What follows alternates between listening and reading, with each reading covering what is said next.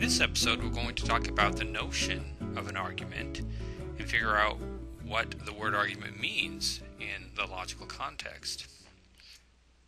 So to start, imagine that you and some friends are at a cafe, and of course, you're going to be hearing all kinds of conversations, such as these. And I want you to think about whether any of these things are arguments. So let's take a closer look. So in the first case, we have a man saying this was one of his greatest films, and his friend saying, "Are you kidding? It was one of his worst." And in the second case, someone offers, "I'll pick up the check," and then his friend says, "No, you won't, I will." And then in the third case, someone says, "You're always late. What's wrong with you?" And then her friend, or maybe not her friend, says, "Well, you may be on time, but you're just downright rude." So, are any of these conversations arguments? So take a moment right now and decide in your mind which of these do you think are arguments.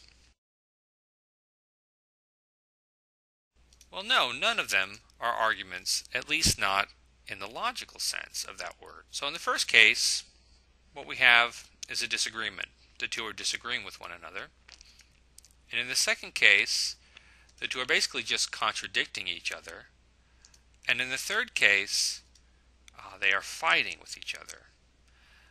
But in none of these cases are any of these people trying to convince us or their friends of something by offering us reasons to think that something is true. Now, all three of these are instances of conversations that in a everyday sense of the word argument we would call arguments. We would say about each of them that people here are having an argument of one kind. And there's a perfectly normal sense of the word argument in which that's completely correct. We could call that sense of argument an interpersonal or social sense of argument. And in that case, an argument would necessarily involve at least two people who disagree with each other. And they're working out that disagreement in one way or another. But the logical notion of argument is different than that. The logical notion of argument doesn't require a conversation, in fact. It doesn't require a disagreement. So these things that we see here are not arguments in the logical sense. But that still doesn't tell us what an argument is. So what is an argument in logic? Well, let's take a closer look at this first conversation and imagine we heard more of the conversation. So suppose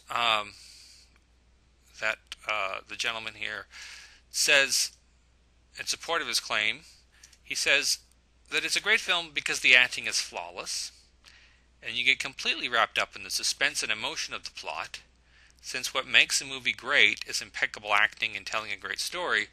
This is one of his greatest works.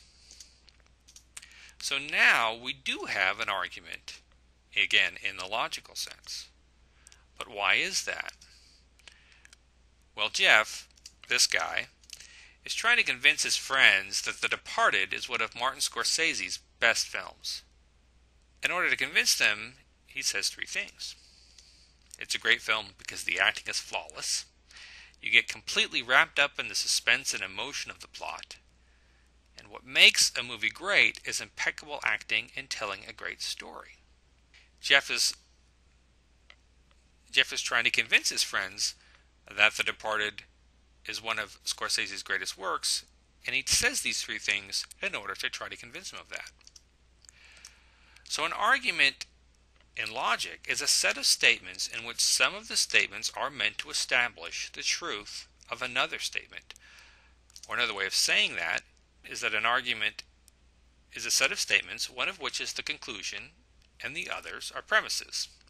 Premises are statements which are supposed to give reasons for believing the conclusion. So in this argument, there are three premises. It's a great film because the acting is flawless. You get completely wrapped up in the suspense and emotion of the plot. And what makes a movie great is impeccable acting and telling a great story. So all of these, again, are reasons that Jeff is giving in support of his conclusion, which is that this is one of Scorsese's greatest works. So to recap,